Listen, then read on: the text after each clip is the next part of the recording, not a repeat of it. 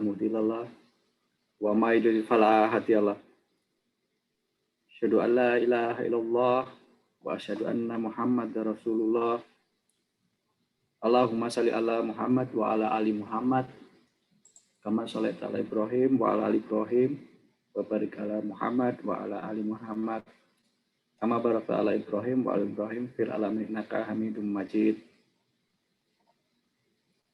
Ya ayyuhalladzina amanu taqullaha haqqa tuqatih wa la tamutunna illa wa antum muslimun. Ya ayyuhalladzina amanu taqullaha wa qulu qawlan sadidan yuslih lakum a'malakum wa yaghfir lakum dzunubakum. Wa may yuti'illaha wa rasulahu faqad faza fawzan aziman. Alhamdulillah, pada saat ini kita kembali dipertemukan oleh Allah. Kiranya puja dan puji serta syukur selalu kita sampaikan ya. Kita yakini kepada Allah dan kita baca setiap saat. Pada kesempatan hari ini kita akan membahas mengenai hal meneruskan kajian yang pernah disusun oleh Mas Pram almarhum. Kiranya dengan kegiatan ini kita mendapatkan ilmu dan dapat menjadikan dasar ilmu ini untuk penerapan amaliyah kita di hari-hari berikutnya. Sebelum kita mulai, mari kita membaca Al-Fatihah secara bersama-sama. Al-Fatihah. Bismillahirrahmanirrahim. Alhamdulillahirabbil alamin arrahmanirrahim maliki yaumiddin iyyaka na'budu wa iyyaka nasta'in ihdinas siratal mustaqim siratal ladzina an'amta 'alaihim ghairil maghdubi 'alaihim waladdallin amin ya rabbal alamin. Bab mengenai tawasul ini sebenarnya sudah dipersiapkan ya sebelumnya oleh Mas Pram dalam rangka untuk menambah keilmuan kita mengenai berbagai hal tawasul ini yang sekarang mungkin selalu diperbincangkan ya. Jadi masalah tawasul itu selalu diperdebatkan oleh umat Islam sampai saat ini. Jadi perdebatan itu sebenarnya sudah ada sejak lama. Nah, untuk mendalami mengenai masalah tawasul ini, kita akan sedikit membahas ya mungkin ada beberapa hal ketika nanti ada keterangan-keterangan yang masih belum kita pahami, nanti akan kita kaji bersama. Sebelum membahas tawasul, mari kita melihat dulu maknanya tawasul itu. Jadi disampaikan di dalam Al-Quran ya, yang artinya dan carilah jalan al-wasilah yang mendekatkan diri kepadanya. Ini juga dibahas ya di surat Al-Surah atau Al-Fiqiyah, Al-Kuwaitiyah, artinya di Kuwait. Yang artinya makna tawasul menurut bahasa adalah taqarrub atau mendekat. Dikatakan seorang hamba mendekatkan tawasala, mendekatkan diri kepada Rabb-nya dengan wasilah, dengan perantara jalan atau sarana. Jadi wasilah itu adalah perantara jalan dan sarana dalam rangka untuk mendekatkan kepada Allah. Manusia diperintahkan untuk mencari wasilah yang bisa mendekatkan diri kepada Allah Ta'ala. Dan dalil umumnya dibolehkan tawasul itu beberapa ya, namun yang menjadi objek masalah adalah tawasul yang bagaimana yang diperbolehkan sesuai dengan syariah. Jadi pembicaraan tawasul selanjutnya menjadi lebih spesifik lagi, ya identik dengan doa melalui perantara. Itulah makna yang sering dibahas dan diributkan banyak manusia, khususnya ya umat muslim ya, yang dari berbagai kalangan. Bukan lagi pembahasannya pada perintah Allah Ta'ala untuk mendekat diri dengan berbagai sarana seperti membaca Al-Quran, sholat, saum, sedekah, zikir, dan sarana takur ilalah yang lainnya. Sebab hal-hal yang memang telah disepakati oleh siapapun juga sebagai sarana untuk mendekat diri pada Allah sudah sudah ada jalannya sebenarnya. Jadi banyak sekali jalan-jalan tawasul itu, cuman di dalam kajian ini kita coba menelaah dulu bagaimana pendapat atau keterangan-keterangan yang didapatkan oleh berbagai kalangan. Jadi banyak orang awam menyangka bahwa yang dilakukan adalah tawasul kepada orang saleh atau Rasulullah, kadang-kadang dijadikan sarana ya, perantara. Padahal yang mereka lakukan adalah meminta tolong kepada makhluk yang sudah wafat, bukan meminta tolong kepada Allah Ta'ala melalui makhluk. Sehingga hal tersebut bisa membuat pelakunya jatuh kepada musyrik. Ini pun diingkari juga oleh yang menyetujui tawasul dengan orang saleh dan para nabi. Sebab itu bukan maksud mereka, yaitu meminta tolong kepada makhluk dan meminta tolong kepada Allah melalui makhluk. Jadi ada dua hal yang berbeda. Namun masyarakat awam ya tidak banyak yang mengetahui. Ada pula yang mengaku ahli agama menyamaratakan. Di antara mereka ada yang menilai tawasul adalah sama dengan istighosah atau meminta tolong kepada makhluk. Hingga akhirnya mereka menggeneralisir atau menyamaratakan semua tawasul adalah syirik. Karena dikatakan sebagai minta tolong kepada makhluk.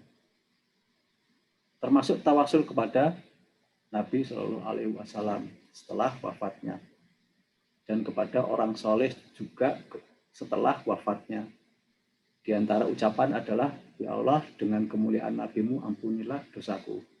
Bagi mereka ini adalah haram atau syirik, karena meminta harus memurni kepada Allah Ta'ala, tidak boleh diikut sertakan dengan siapapun, hatta seorang Nabi yang paling mulia. Di sisi lain ada pula yang mengira apa yang mereka lakukan dengan meminta kepada makhluk, yaitu tawasul tadi. Mereka mengucapkan, ya Syekh Fulan, ampunilah aku, berkahilah hidupku. Jadi mereka menganggap ini adalah tawasul. Padahal tidak demikian. Ini adalah minta tolong kepada penghuni kubur yang jelas-jelas syiriknya. Jadi ini ya bedanya. Langsung menyebut si Fulan ini artinya kan memintanya kepada orang yang ada dalam kubur, ahli kubur. Yang kedua, pihak yang sama-sama keliru pada titik ini memang tawasul telah memasuki kawasan akidah. Ya ini permintaan tolong seorang hamba kepada sesama hamba, seperti minta rezeki, minta ampun, dan permintaan lain yang hanya layak dipanjatkan kepada Allah Ta'ala. Sehingga ada ulama dan pengikutnya yang bersikeras memasukkan tawasul dalam pembahasan akidah. Tawasul yang benar, ya, ini tidak akan membahas isinya tawasulnya, tapi bagaimana poin-poinnya aja, bahwa di tengah beragam pandang ulama tawasul ada beberapa tawasul yang lebih selamat dan lebih dekat dengan kebenaran yang ditegaskan oleh dalil-dalil syara'. Dan baik pihak pro dan yang anti tawasul pun setuju dengan tawasul jenis ini. Yang pertama adalah tawasul dengan asma Allah Ta'ala. Dalilnya ada di pembahasan surat Al-A'raf ayat 180. Ya, kita buka sama-sama surat Al-A'raf, yaitu surat 6 ya, surat 6 ayat 180.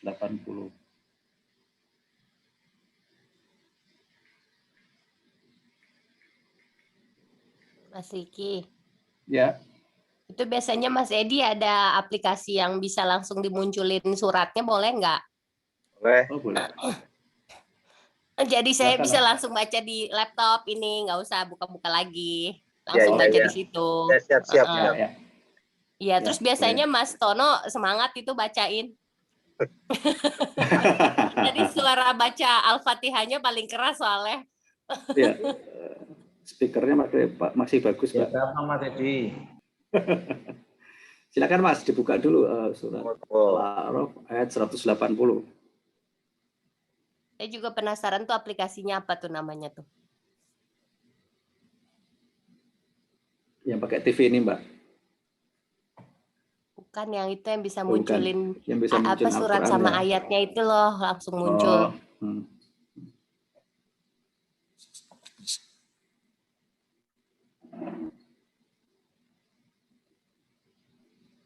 Itu ada yang bacain dulu kali ya. Saya nggak mau ini lagi dapet jadinya nggak bawa Quran.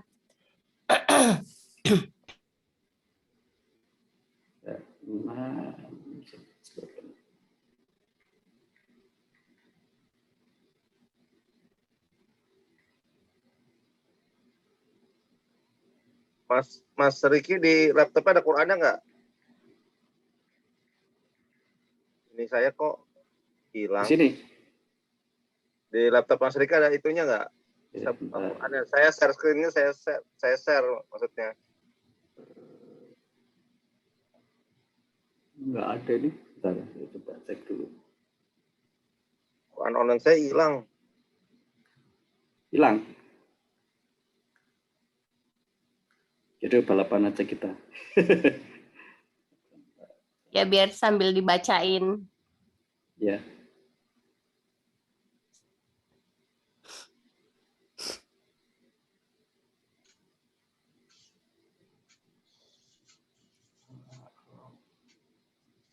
Al-A'raf itu ayat loh ya, apa surat 7 ternyata. 7 ayat 180.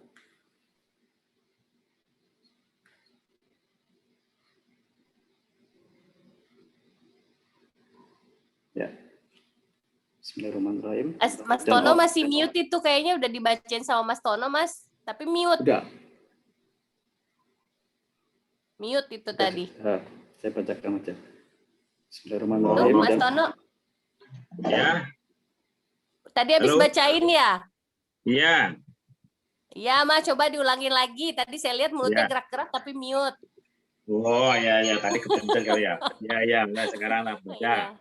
Bismillahirrahmanirrahim, yaitu surat Al-A'raf ayat 180 yang artinya Allah memiliki asmaul husna, nama-nama yang terbaik. Maka bermohonlah kepada Allah dengan menyebut asmaul husna itu dan tinggalkanlah orang-orang yang menyalahartikan nama-nama Allah. Mereka kelak akan mendapat balasan terhadap apa yang telah mereka kerjakan. Jadi asmaul husna itu yang setiap saat kita baca yang dari Pak Agus itu kan. Yang semestinya ya, itu. Ya. Jadi apa namanya asmaul husna yang dimaksud itu adalah yang pernah kita pelajari bersama yang kita baca ya. Yaitu ada 99 nama. Ya, dari itu. Jadi tawasul itu dengan nama-nama Allah dan apa namanya memohonkan dengan apa namanya makna-makna dari asmaul husna itu. Ya. Lalu yang kedua adalah tawasul dengan meminta doa orang soleh ketika masih hidup.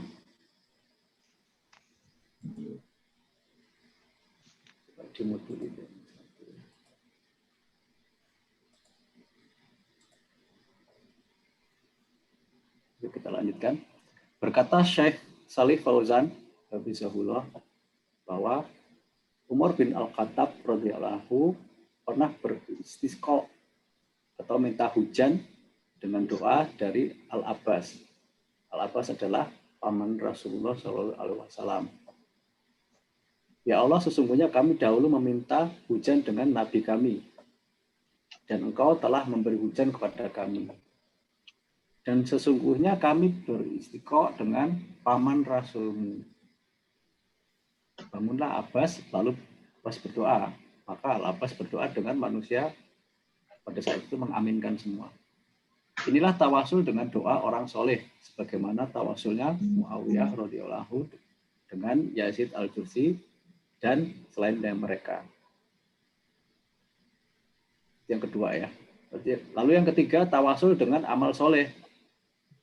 Itu dalilnya adalah 3 orang yang terjebak di gua, lalu mulut gua tersebut tertutup batu besar. Dan untuk membukanya mereka berdoa kepada Allah dengan bertawasul kepada Allah melalui amal saleh yang pernah mereka lakukan masing-masing. Jadi kisah ini pernah ya dibahas sama Pak Agus kalau nggak salah ya. Jadi ada ada 3 orang yang terkurung di dalam gua yang kemudian masing-masing bertawasul melalui amaliyah mereka kepada Allah sehingga pintu gua itu terbuka. 3 jenis tawasul ini telah ditekankan oleh Syekh Albani sebagai tawasul yang masyru' atau disyariatkan. Dan Syekh Yusuf Al-Qaradawi juga menguatkan pendapat Syekh Albani ini. Kemudian tawasul yang keempat adalah tawasul kepada Allah Ta'ala dengan perantara keimanan kepada Allah Ta'ala. Yang dalilnya itu diungkapkan ya dalam doa di dalam Al-Quran, yaitu di surat Ali Imran ayat 193. Yang artinya, ya Rob kami, sesungguhnya kami mendengar seruan yang menyeru kepada iman, yaitu berimanlah kamu kepada Robmu. Maka kami pun beriman. Ya Rob kami, ampunilah bagi kami dosa-dosa kami, dan hapuskanlah dari kami kesalahan-kesalahan kami. Dan wafatkanlah kami beserta orang-orang yang banyak berbakti. Jadi ini bertawasul dengan Surat apa tadi Mas? Maaf. Surat apa tadi? Maaf Mas. Ali Imran 3 ayat 193. 3:193. Oh ya. Mas Jadi Edi ini- janji loh munculin di layar loh. Iya, ini lagi dicari, Mbak. Sambil dicari. Lanjut Mas. Ya. Kemudian yang kelima adalah tawasul kepada Allah dengan keimanan dengan berittiba kepada Rasulullah Shallallahu Alaihi Wasallam. Yang itu dalilnya ada di surat Ali Imran ayat 53. Surat 3 ayat 53. Yang artinya, ya Rabb kami telah beriman kepada apa yang telah Engkau turunkan dan telah kami ikuti Rasul. Karena itu masukkanlah kami ke dalam golongan orang-orang yang menjadi saksi tentang keesaan Allah. Jadi dari sebagaimana tadi ya, menggunakan doa-doa yang ada di dalam Al-Quran. Kemudian yang keenam adalah tawasul kepada Allah dengan tauhid. Syekh Shalih Fauzan Hafizahullah berkata, tawasul dengan tauhid yaitu aku minta kepada Allah karena Allah lah tiada ilah selain Allah ya, selain Engkau. Sebagaimana tawasulnya Zunnun atau Nabi Yunus alaihissalam ketika di perut ikan, di mana dia berdoa, maka dia menyeru dalam keadaan yang sangat gelap bahwa tidak ada Rabb selain Allah, Maha Suci Allah, sesungguhnya aku termasuk orang-orang yang zalim. Doa ini ada di surat Al-Anbiya ayat 87. Jadi surat 22, surat 22 ayat 87.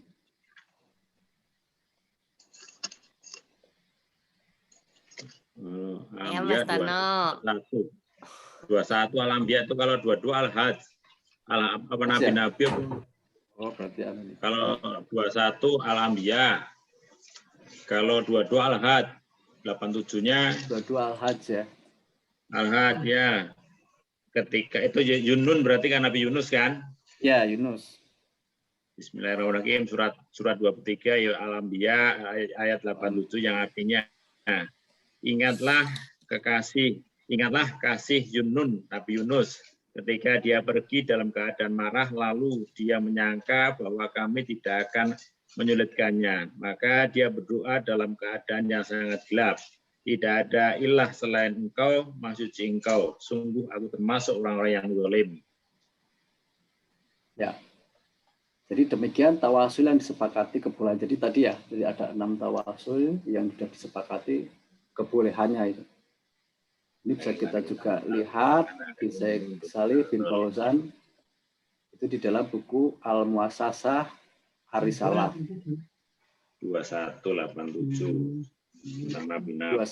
2187 tadi betul. Sementara Syekhul Islam Ibnu Taimiyah rahimahullah ditanya, bolehkah bertawasul dengan Nabi SAW? Beliau menjawab, adapun bertawasul dengan beriman kepadanya, yaitu pada Nabi, mencintainya, mentaatinya, bersalawat dan bersalam atasnya dengan doa dan syafaat dan yang lainnya. Baik bertawasul dengan perbuatannya dan perbuatan manusia yang diperintahkan sesuai haknya. Maka itu adalah perbuatan yang disyariatkan sesuai kesepakatan kaum muslimin. Dan para sahabat bertawasul dengannya pada masa hidupnya. Dan bertawasul kepada Al-Abbas, pamannya setelah kematiannya. Sebagaimana dahulu mereka bertawasul dengannya ketika masih hidup. Setelah kita mengetahui jenis tawasul yang masyru atau yang disyaratkan, maka selanjutnya kita bahas bagaimana sebenarnya posisi tawasul ini. Kategori akidah atau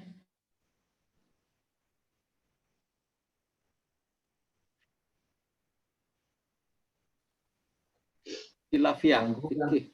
Ini berkata dalam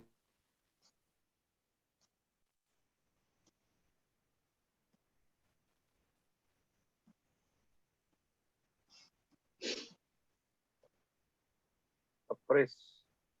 Hilang dari akidah tadi, hilang suaranya. hilang ya. Saya ulangi ya. Dari Syekh Hasan Al-Banna rahimahullah berkata dalam Usul Isrin yang ke-15, berdoa apabila diiringi dengan tawasul kepada Allah dengan salah satu makhluknya merupakan perselisihan cabang dalam masalah tata cara berdoa, bukan masalah akidah. Jadi ini kalau misalnya menurut Hasan Al-Banna ya.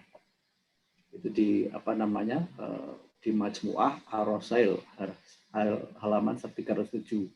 Itu di bukunya yang Al-Maktabah Al-Taufikiyah.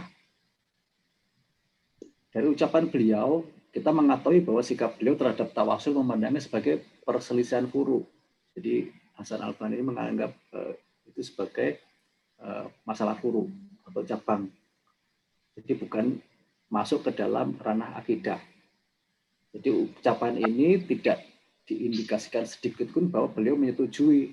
Jadi meskipun berpendapat demikian, ucapan tidak mengindikasikan sedikit pun beliau setuju juga. Sebab yang diucapkannya hanyalah mengetengahkan kepada pembaca tentang posisi masalah tawasul di dalam syariat Islam. Jadi perkataan Ustadz Al-Banna bahwa tawasul adalah permasalahan khilafiyah, yaitu cabang tentang tata cara berdoa. Yaitu hal ini menyebabkan mereka pernah Hasan Al-Banna pernah dicela oleh seorang dai di dalam negeri. Jadi mendapat counter ya, istilah mendapat balas dengan disebutkan sebagai orang yang bodoh ya dalam masalah akidah. Ya mungkin orang yang orang yang istilahnya itu berseberangan ini adalah dia lebih mementingkan tawasul itu masuk ke dalam ranah akidah.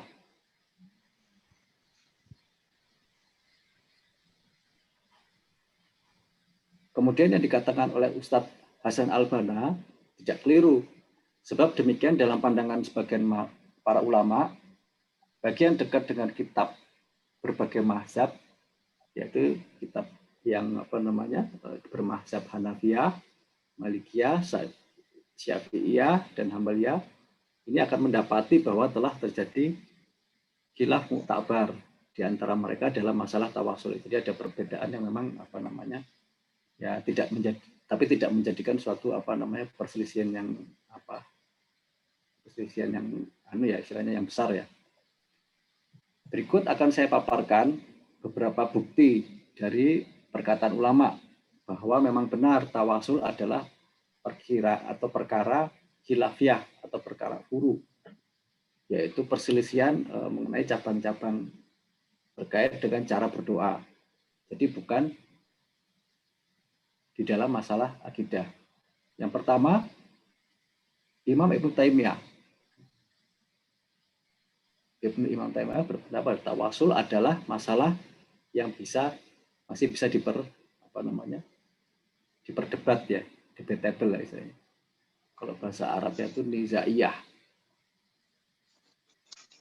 Jadi pendapat dari Imam Ibnu Taimiyah adalah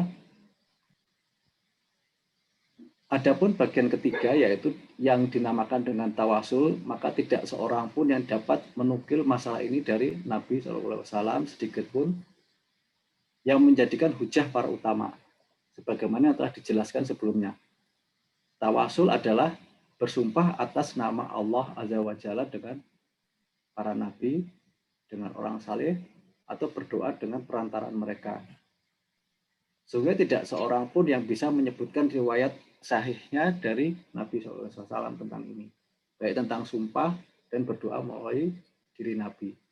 Dan tidak pula tentang sumpah atau doa dengan selain dirinya dari kalangan makhluk yang lain. Meski sebagian ulama ada yang memperbolehkan, namun hal yang meyakinkan bahwa lebih dari satu ulama yang melarangnya. Maka masalah ini adalah masalah yang diperselisihkan sebagaimana penjelasan tadi ya, jadi debatable. Maka dikembalikan masalah yang diperselisihkan ini kepada Allah dan Rasul-Nya.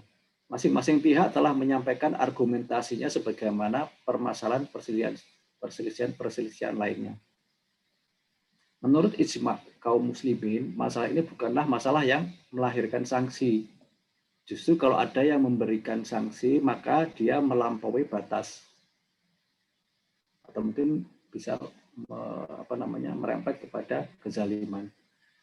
Sesungguhnya mengatakan hal seperti ini juga dikatakan oleh ulama dan pihak yang mengingkari tidak memiliki dalil yang bisa diikuti. Kemudian sikap Imam bin Abdul Wahab rahimahullah, beliau berkata dalam fatwa wa masail, pendapat mereka tentang masalah istisqa tidak apa-apa bertawasul dengan orang-orang soleh. Pendapat Imam Ahmad, bertawasul hanya khusus dengan Nabi SAW. Bersamaan ucapan mereka tidak dibolehkan istighosah atau meminta pertolongan dengan makhluk. Dan perbedaan yang jelas antara bertawasul dengan istighosah. Dan ini merupakan bukanlah perkataan yang ya kita tidak bahas ya. Jadi tadi jelas ya istilah tawasul dengan istighosah ada perbedaannya memang. Kebanyakan ulama melarang dan memakruhkannya, dan masalah ini termasuk permasalahan fikih. Pendapat yang benar menurut pandangan penulis adalah pendapat jumhur dari ulama bahwa hal itu atau tawasul dengan orang saleh adalah makruh. Tapi tidak mengingkari orang yang melakukannya dan tidak ada pengingkaran dalam permasalahan ijtihad. Kemudian Imam Muhammad bin Abdul Wahab memasukkan pembahasan tawasul dalam zona kajian fikih. Ucapan beliau ini selain koreksi atas pihak yang menganggap tawasul sebagai perkara akidah, sekaligus sanggahan atas pihak yang telah memfitnah bahwa Muhammad bin Abdul Wahab telah mengkafirkan para pelaku tawasul. Yang beliau ingkari adalah bukan tawasul, tapi beristighosah, meminta tolong kepada penghuni kubur, mengadu, berkeluh kesah, dan berharap kepada penghuni kubur. Jadi jelas kalau misalnya yang dilakukan adalah syirik besar yang dilakukan secara sadar. Namun orang-orang awam tidak mengetahui hukum-hukum dan tidak bisa dikafirkan karena kebodohannya itu. Perkataan beliau juga merupakan sanggahan bagi orang yang mengikuti perjuangannya. Kaum yang sangat keras dan garang, ya istilahnya dalam pemegang itu keras ya. mengingkari masalah tawasul ini. Sampai-sampai mudah sekali melontarkan tuduhan syirik ya dan kubur pada pelaku tawasul. Padahal Imam Muhammad bin Abdul Wahab cuma memakruhkan tawasul dengan orang saleh yang sudah wafat. Tidak sampai mengharamkan, apalagi menyebut dengan syirik ya, atau kuburi. Kubur itu artinya penyembah kubur. Sikap bijak yang didasarkan pada ilmu yang matang dari Imam Muhammad bin Abdul Wahab ini ternyata tidak diwariskan oleh orang-orang yang mengaku mengagumi dan melanjutkan perjuangannya. Jadi di sini ada pembelokan ya istilahnya ya dari maknanya. Jadi yang dimaksud Muhammad bin Abdul Wahab itu adalah tidak boleh bertawasul pada orang yang sudah wafat. Tetapi ini disalahartikan artinya, jadi disalahartikan sehingga orang yang melakukan itu menjadi disebut sebagai suatu ahli syirik ya, disebut dengan syirik atau penyembah kubur. Padahal Imam Muhammad bin Abdul Wahab ini tidak sampai istilahnya menjudge atau menghukumi seperti itu. Kemudian sikap dari para ulama Kuwait ya, dalam masalah masu'ah, al-fiqhiyah dan Kuwaitiyah, ini dari Kuwait para ulamanya, itu menyusun kitab juga memasukkan masalah tawasul dalam bidang fikih. Terbukti bahwa mereka memasukkan dalam buku Al-Mawsu'ah Al-Fiqhiyah, yaitu termasuk dalam ensiklopedia fikih yang mereka susun, yang diterbitkan oleh Kementerian Wakaf Urusan Agama Kuwait. Dalam kitab ini disebutkan bahwa berbagai macam tawasul yang dianjurkan, yang dibolehkan, serta tawasul yang diperselisihkan para ulama. Yang pertama ya, tawasul yang disepakati kebolehnya yang tertulis dalam kitab tersebut adalah, yaitu satu, tawasul dengan asma wa sifat, bahkan disebut hukumnya mustahab ya, atau disukai. Kemudian yang kedua, tawasul dengan iman dan amal saleh. Disebutkan bahwa telah ijma kebolehannya. Jadi tadi juga sudah ada contohnya dari tawasul yang syar'i tadi ya.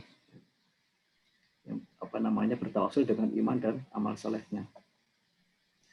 Kemudian tawasul dengan Nabi SAW dengan kriteria ada dua macam. Yaitu yang pertama, kita berdoa di dunia agar mendapat syafaatnya di akhirat. Yang kedua, kita memintakan kepadanya doa untuk kita ketika masa hidupnya. Hal ini mutawatir karena sudah lampau ya. Mutawatir tidak diperselisihkan oleh ulama. Kemudian yang empat, tawasul dengan Nabi SAW di akhirat, yaitu di padang mahsyar agar mendapatkan syafaat. Ini juga telah disepakati oleh para ulama, kecuali golongan Mu'tazilah yang menolaknya. Yang kelima, tawasul dengan iman dan mahabbah kepada Nabi SAW. Ini juga tidak diperselisihkan.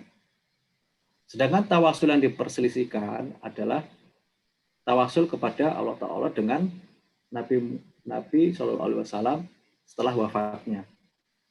Jadi ada tiga pendapat tertulis dalam kitab tersebut sebagai berikut. Yang pertama adalah mazhab jumhur atau mayoritas ahli fikih dari mazhab Malikiyah, Syafi'iyah, dan generasi belakangan itu Hanafiyah. Dan ini juga juga ada pendapat dari mazhab Hambaliyah, yaitu bolehnya bertawasul jenis ini. Kemudian dari ini ulama ya, Al-Qastalani telah diriwayatkan bahwa ketika Abu Ja'far bin Mashhur, khalifah kedua masa Bani Abbasiyah, bertanya kepada Imam Malik, wahai Abu Abdillah, Imam Malik radhiyallahu anhu, apakah aku harus menghadap kepada Rasulullah SAW lalu berdoa, ataukah aku menghadap ke kiblat lalu berdoa? Lalu Imam Malik bertanya, Imam Malik menjawab ya dari pertanyaan tadi. Ketika kau hadapkan wajahmu kepadanya, maka dia adalah wasilah atau perantaramu dan wasilah bapak moyangmu Adam alaihissalam kepada Allah Jalla pada hari kiamat nanti. Bahkan menghadap kepadanya dan meminta syafaat dengannya, maka Allah akan memberikan syafaat. Ucapannya diriwayatkan oleh Abu Hasan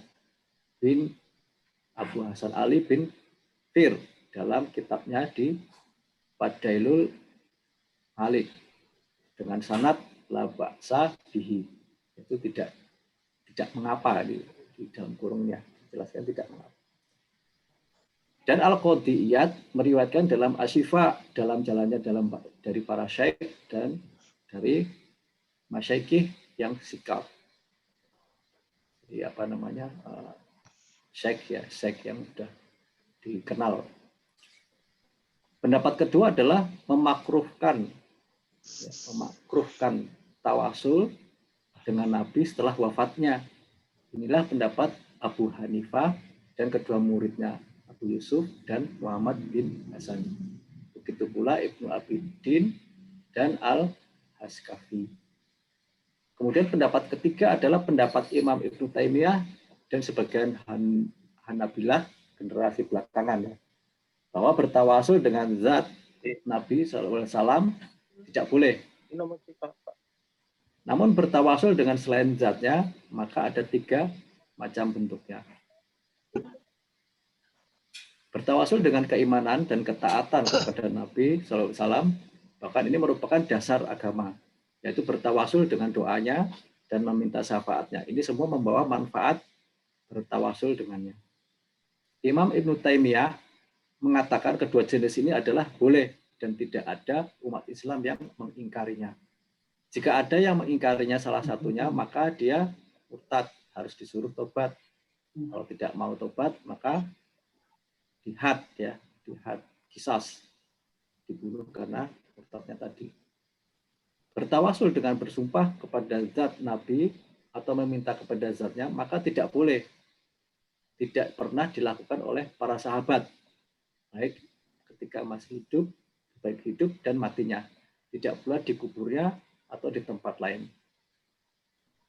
Tapi Imam Ibnu Taimiyah membolehkan bertawasul kepada Nabi SAW dengan ucapan, aku meminta kepadamu dengan Nabimu Muhammad.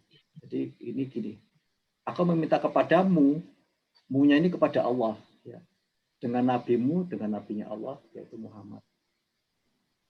Jadi bukan aku meminta kepadamu Muhammad, ya, bukan kepadamu Muhammad. Tapi aku minta kepadamu, itu kepada Allah, mu-nya Allah, dengan Nabimu. Itu mu-nya juga kepada Allah. Berikut ini komentar Imam Ibnu Taimiyah terhadap ucapan ini. Maka dipahami ucapan seseorang, aku meminta kepadamu dengan Nabi Muhammad. Yaitu maksudnya adalah aku meminta kepada Allah dengan keimananku terhadapnya dan rasa cinta terhadapnya. Aku bertawasul kepadamu dengan keimananku terhadapnya dan cintaku terhadapnya dan semisalnya. Dan telah disebutkan juga tanpa adanya pertentangan. Yang kedua adalah tawasul yang diperselisihkan jenis ini adalah tawasul kepada orang soleh setelah wafatnya.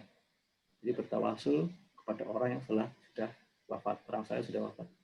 Dalam kitab tersebut disebutkan bahwa dalam masalah ini pembahasannya sama dengan masalah tawasul dengan Nabi SAW ketika sudah wafat. Jadi, ya. Kemudian sikap Syekh Wahbah Al-Zuhaili, beliau telah memasukkan pembahasan tawasul dalam bukunya yang terkenal yaitu Al-Fiqh Al-Islami wa Ad-Dilatu.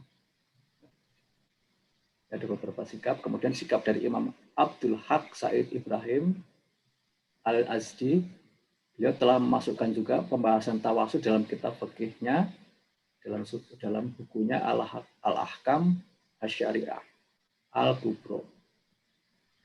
Ini yang sudah diedarkan ya di tahun 1422 Hijriah sampai tahun 2001 Masehi. Al-Maktabah Ar-Rusyid As-Saudiyah. Bagaimana kitab lainnya beliau juga membahas tawasul sesuai jenisnya. Demikian masalah ini kami kira pembahasannya sudah cukup mewakili kebenaran yang disampaikan oleh Syekh Hasan Al-Banna. Jadi tadi menjelaskan ya, semua tadi pendapat para ulama dan Pak tadi membahas mengenai statement dari Syekh Hasan Al-Banna. Namun di sisi lain masih ada orang bodoh yang meminta tolong kepada orang mati di kubur. Nah ini yang nggak boleh ya, jadi meminta tolong kepada orang yang meninggal di kubur ya. Jelas ini adalah syirik akbar, walaupun ya lalu dia minta adalah orang saleh. Sayangnya mereka menamakan itu tawasul. Nah pada titik ini masalah tawasul memang menjadi pembicaraan akidah. Kami tidak mengingkari bahwa sebagian ulama masa kini seperti Syekh Sa'id bin Fauzan Al-Fauzan, Syekh Muhammad bin Salih Al-Utsmaini, dan lainnya telah memasukkan masalah tawasul dalam kitab-kitab akidah karya mereka. Hasilnya para imam, kaum muslimin belum ada kata sepakat tentang ini. Namun bagi yang jernih dan jujur, pasti mengakui bahwa ulama yang membicarakan tawasul pasti biasanya dibicarakan dalam masalah tentang tata cara berdoa. Penjelasan ini sekaligus menunjukkan bahwa telah terjadi sikap yang melampaui batas ya, dan kurang hati-hati yang dilakukan sebagian manusia ketika mereka menyikapi hal ini seakan sudah keputusan final, padahal kebenaran ada di pihak mereka ya, bahwa tawasul adalah masalah akidah. Tidak demikian seharusnya sikap mereka. Jika mau fair, harusnya mereka juga mencela para ulama lain ya, misalnya. Jadi di sini ada perbedaan-perbedaan itu yang memang masih diperdebatkan. Tapi yang jelas tadi sudah pasti ya, yang tahu tadi ya. Jadi kalau misalnya kita meminta bertawasul itu pada orang yang masih hidup. Jadi misalnya contohnya kita meminta didoakan itu kan berarti kan pada orang soleh ya. Itu ketika orang itu masih hidup. Kemudian pandangan dari para imam yang pro tawasul dengan nabi atau orang soleh. Ya, ini untuk pembelajaran akan dipaparkan bahwa pandangan para ulama yang menyetujui tawasul dengan nabi dan orang saleh, yaitu walaupun bukan dalam posisi menyetujui, namun ini dilakukan agar tidak sembrono atau menutup mata ya, bahwa memang benar-benar terjadi khilafiyah yang masuk di antara para ulama, sekaligus memperkuat apa yang dikatakan oleh Syekh Hasan Al-Banna. Yang pertama Imam Ahmad bin Hanbal rahimahullah.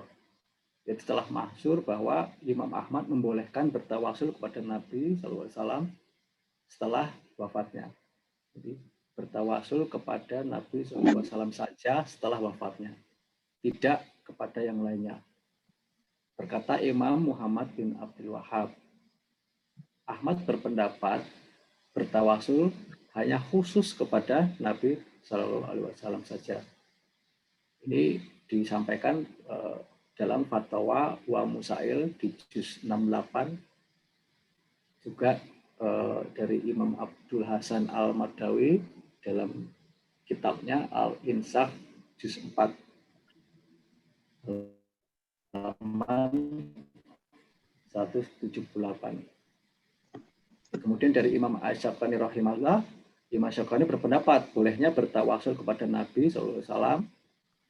Dia berdalil dari hadis sahih dari Utsman bin Hunayf, yaitu kisah seorang buta yang datang kepada Nabi SAW agar disembuhkan kebutaannya. Lalu dia berdoa kepada Nabi SAW.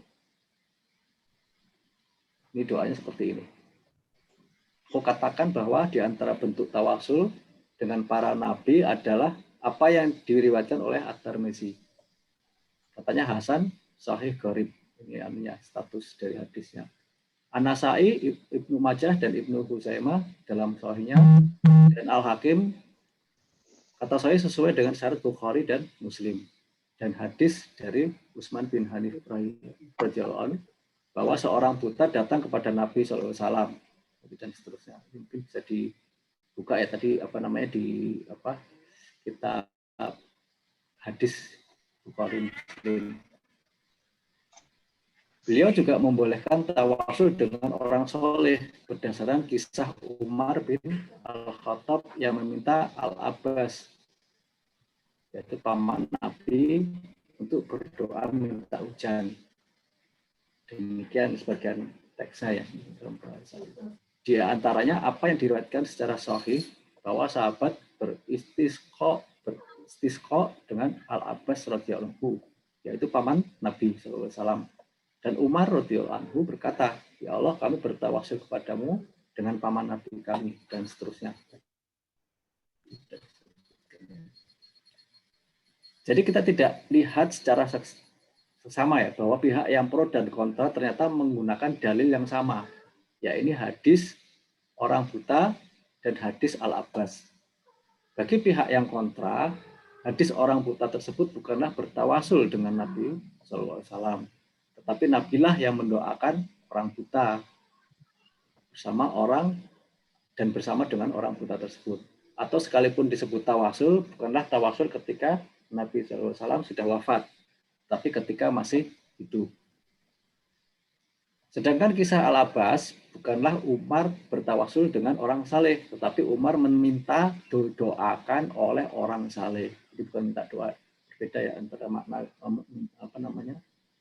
meminta didoakan dengan bertawasul ya. Tawasul. Sekalipun disebut tawasul, itu adalah bertawasul dengan orang saleh yang masih hidup. Demikian pandangan ulama yang kontra terhadap tawasul dengan Nabi dan orang saleh. Perlu diketahui bahwa Syekhul Muhammad Nasiruddin Al-Albani sendiri mengetahui sikap Imam Ahmad bin Hanbal dan Imam Asy-Syaukani. Beliau berkata, Imam Ahmad membolehkan tawasul dengan Rasulullah SAW saja. Adapun yang membolehkan dengan selainnya, seperti pendapat Imam Asy-Syaukani bahwa boleh bertawasul dengan selain Nabi SAW, baik dari kalangan para nabi dan orang soleh. Kemudian Imam Nawawi rahimahullah menuliskan dalam kitabnya Al-Majmu, ini surat, tentang adab ziarah ke kubur Rasulullah dan para sahabat. Di antara yang dikatakan adalah kemudian hendaknya kembali ke posisi semula, menghadapkan wajah ke Rasulullah SAW dan bertawasul dengannya pada hak dirinya dan meminta syafaat dengannya kepada Allah Subhanahu wa Ta'ala. Ini dijelaskan di surat bukan di surat ya, di bukunya ya, di kitabnya Majmu' Syarh Al-Mujab juz 8 halaman 274 Darul Fikr untuk ahli ilmu ya. Kemudian Imam Ibnu Qudamah Al-Maqdisi dan Al-Hambali rahimahullah dalam pasal disunahkan ziarah kubur Rasulullah. Dia mencontohkan adab berziarah ke kubur Rasulullah SAW, serta memberikan contoh doa. Di antaranya, aku datang kepadamu Rasulullah agar memohonkan ampun bagi dosa-dosaku dan memintakan syafaat denganmu kepada Tuhanku. Doa ini tidak lain adalah bertawasul kepada Nabi SAW, ya, ini meminta kepada Nabi akan memohonkan ampun kepada Allah Ta'ala bagi si penziarah. Padahal Nabi SAW sudah meninggal, ya, sudah wafat, ya, sudah dikubur. Kemudian Imam Al-Bahuti rahimahullah dalam kitab Kasyaf Al-Qina, ya ini Kitabul Hajj, mengenai setelah selesai haji disunahkan ziarah ke kubur Rasulullah. Beliau juga menyontohkan doa seperti di atas, seperti ditulis oleh Imam Ibnu Qudamah di atas. Kemudian Imam Mustafa bin Sa'ad Al-Suyuti Al-Rahibani dalam kitab Muthalib Ulin Syarah Ghafa wal Muntaha dalam kitab Bul Hajj, pasal ziarah ke kubur Nabi dan sahabatnya, beliau juga menulis seperti apa yang ditulis oleh Al-Bahuti tadi, yaitu doa dari Ibnu Qudamah. Kemudian Syekh Muhammad bin Husain bin Sulaiman Al-Faqih, beliau berkata, adapun bertawasul dengan para nabi dan orang-orang saleh saat mereka hidup dan setelah wafatnya itu adalah boleh, sebagaimana yang telah dijelaskan dahulu di dalam Kasyif Al-Mubdi di halaman 37. Sebenarnya masih banyak para ulama yang sependapat dengan mereka dari berbagai mazhab fikih al-sunnah, namun saya kira ini cukup mewakili, jadi tadi sudah cukup mewakili ya. Alasan mereka adalah karena Nabi SAW masih hidup di alam barzakh. Bahkan sebagian ulama lain menyebutkan sama dengan kehidupan hakiki. Ini adalah pandangan mayoritas imam muhakik atau peneliti dari kalangan ahlu sunnah. Imam Asyukani rahimahullah berkatakan, segolongan para muhakik telah berpendapat bahwa Rasulullah SAW tetap hidup setelah wafatnya. Ini juga pendapat Imam Al-Baiqai dan Imam Asy-Syafi'i. Juga Imam Muhammad bin Abdul Wahhab di dalam Usul Al-Iman. Dan masih banyak lagi. Alasannya mereka adalah dari Anas bin Malik radhiyallahu anhu bahwa Rasulullah SAW bersabda, para nabi itu nggak ada artinya ya, nggak ada apa namanya. Nanti saya share aja, nanti ini nggak ada apa namanya, nggak ada. Jadi para nabi itu hidup di kubur mereka dan mereka sholat di dalamnya. Hadis riwayat Abu Ya'la nomor 3425. Syekh Husain Salim Sa'ad mengatakan sahih di dalam apa namanya, di dalam kitabnya Al-Bazar.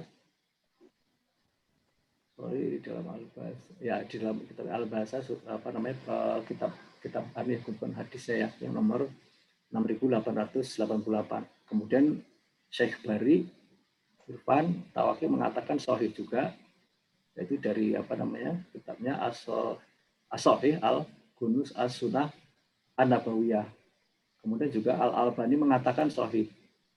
Kemudian Imam Al-Haythami mengatakan perawi Abu Ya'la adalah sikot, yaitu ya, jadi apa namanya juga dari ininya apa namanya, kitabnya Majma' al-Jawaid. Alasan lainnya adalah janganlah kamu mengira bahwa orang-orang yang gugur di jalan Allah itu mati. Bahkan mereka itu hidup di sisi Rabb-nya dengan mendapat rezeki. Itu di surat Ali Imran. Ya, surat 3 ayat 169 ini kalau misalnya di apa namanya, menurut pendapat mereka ya mengenai apa namanya, masih diperbolehkannya bertauhid pada orang yang sudah meninggal, itu orang soleh tadi. Jika para syuhada saja disebut hidup dan tidak mati, maka para nabi apalagi Nabi Muhammad SAW lebih layak untuk mengalaminya. Dalam Sahih Muslim disebutkan dari Anas bin Malik bahwa Nabi SAW bersabda, saya mendatangi dalam riwayat Hadab ya. Saya melewati Musa pada malam ketika saya diisrakan di sisi Bukit Merah dan dia sedang sholat di dalam kuburnya.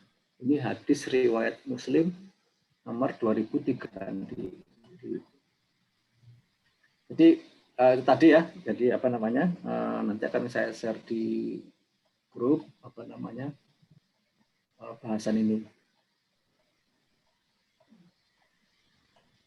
Kira-kira bisa di ini ya, bisa diambil apa namanya, istilah sementara bisa diambil apa istilahnya suatu ya istilah apa namanya, manfaatnya di situ bahwa masih ada perdebatan tapi masing-masing mempunyai dalil ya, masing-masing punya dalil dan kita juga tidak serta-merta kita harus berhati-hati dalam masalah ini karena memang juga apa namanya, masalah tawasul ini yang perlu kita apa namanya dalami ya tadi yang diperbolehkan dulu, yang artinya menghindari dari masalah yang subhat. Saya kira itu kajian hari ini ya mengenai tawasul.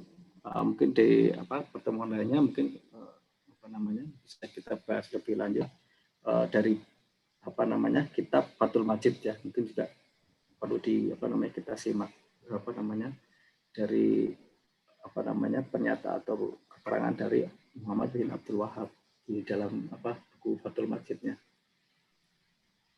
Demikian kajian hari ini, kiranya kita semua mendapatkan apa namanya istilahnya itu manfaat, khususnya saya pribadi dan juga rekan-rekan semua jamaah yang dikasihi Allah. Semoga kita dipahamkan dan dicerdaskan oleh Allah dalam menggali keilmuan ini sehingga apa-apa yang kita lakukan di kehidupan lanjutnya ini ya, setelah ini kita bisa lebih baik lagi.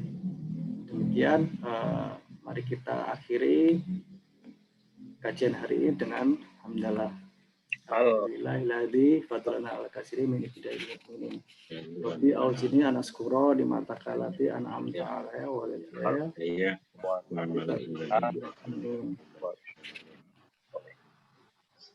Demikian kajian ini saya akhiri. Wajib hidayah. Dan sebelumnya kita juga membaca kafaratul majelis agar kita diampuni ya, khususnya saya sebagai pengisi dalam hal ini, juga kepada rekan-rekan ya, para ikhwan dan akhwat yang mendengarkan di dalam kajian ini. Mari kita ucapkan bersama kafaratul majelis. Astagfirullahaladzim. Subhanallah bihamdihi. Astagfirullah wa atubu ilaik. Subhanallah amma yasifun. Wassalamualaikum warahmatullahi wabarakatuh. Waalaikumsalam warahmatullahi wabarakatuh.